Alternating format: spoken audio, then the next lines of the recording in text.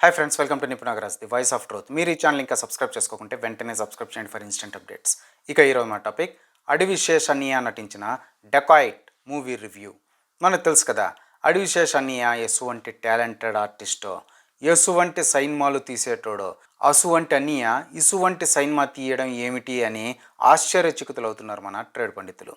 ఇక ఈ డెకాయిట్ విశేషాల్లోకి వెళ్తే, టు బీ ఫ్రాంక్ చెప్పాలంటే తలా తోక లేని ఒక తింగరి లవ్ స్టోరీ అన్నట్టు.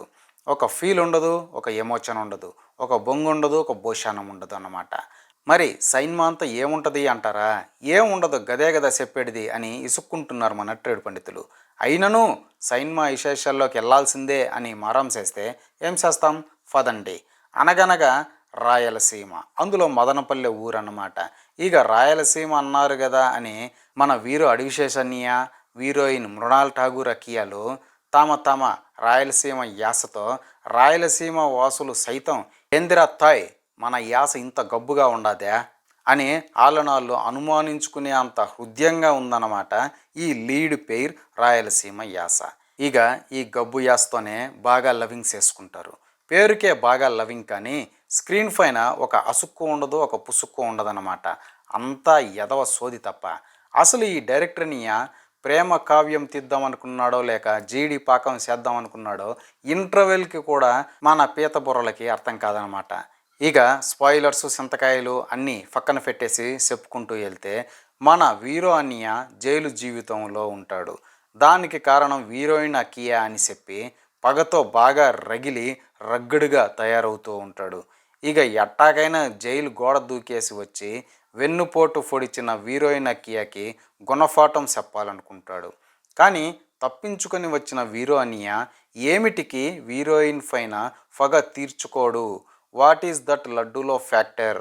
అసలు మనకు తెలియకుండా ఏం జరిగింది, అసలు గది డైరెక్టర్ అనియాకైనా తెలుసా లేదా అనేది ఇంటర్వెల్ బ్యాంగ్ అన్నమాట.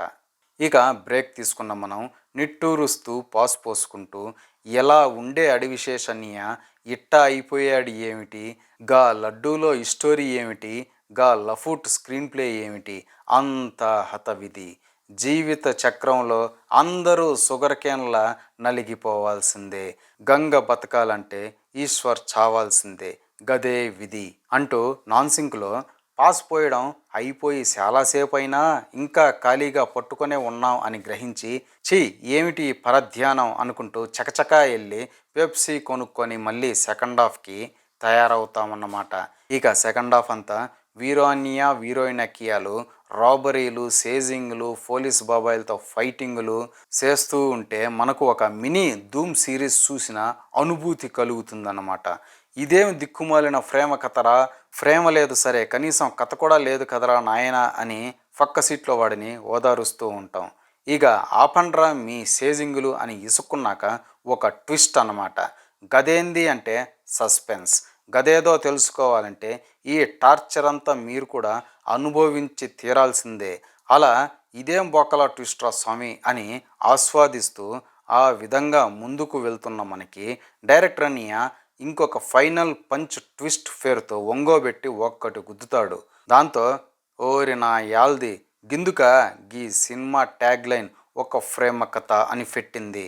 నీ జిమ్మడ డైరెక్టర్ అనియా, నువ్వు మామూలోడి కాదు పో అని షాక్ అయ్యి మిల్క్ షేక్ అవుతామన్నమాట. ఇక ఆర్టిస్ట్ల పెర్ఫార్మెన్సెస్ విషయానికి వస్తే వీరో అడివిశేషన్నయ్య ఏమిటికో అన్కంఫర్టబుల్గా కనిపించాడు.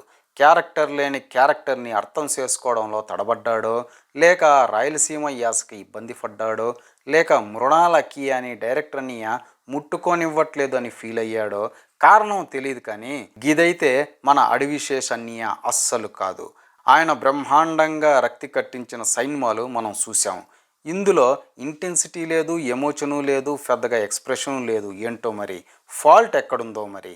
ఇక హీరోయిన్ మృణాల్ ఠాగూర్ అకియా విషయానికి వస్తే అందమైన ప్రేమ కావ్యం అని డైరెక్టర్ అన్నయ్య నొక్కి ఒక్కానించి చెప్పినాక కూడా ఎందుకో ఆంటీలా పెర్ఫామ్ చేసుకుంటూ పోయింది.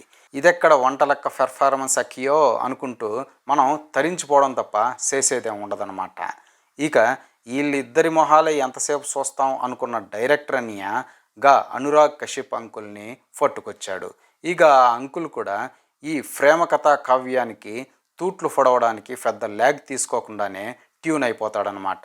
డైరెక్టర్ అనియ అంత గొప్పోడు మరి. ఇక మిగతా సంతంతా లవంగం బ్యాచ్ అన్నట్టు. ఇక ఇంకో మెరుపులాంటి అంశం ఏమిటంటే ఈ సినిమాకి ఈ స్టోరీ స్క్రీన్ ప్లే మన అడివిశేష్ అనియానే అనమాట.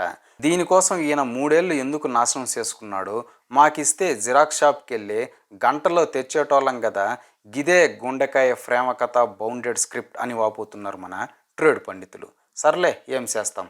ఇక ఫైనల్గా కెప్టెన్ ఆఫ్ ది షిప్ షెనెల్ డియో అనియా ఇషానికి వస్తే అడివిశేష్ అనియా ఇంత లోతుగా ఇన్వాల్వ్ అయ్యి ఫెనట్రేట్ అయ్యాక పాపం ఈ అనియాకి స్టీరింగ్ తిప్పే ఛాన్స్ ఏముంటుందిలేండి అని జాలి పడుతున్నారు మన ట్రేడ్ పండితులు. గది కూడా నిజమే అయి ఉంటుంది.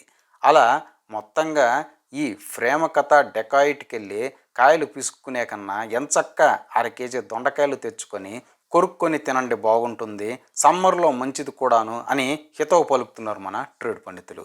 ఇదే ఫ్రెండ్స్ ఈరోజు టాపిక్. ఇలాంటి లేటెస్ట్ అండ్ ఇంట్రెస్టింగ్ టాపిక్స్ కోసం please subscribe to Nippu Nagaraj the voice of truth and please like share and comment this video with your valuable opinion. See you again.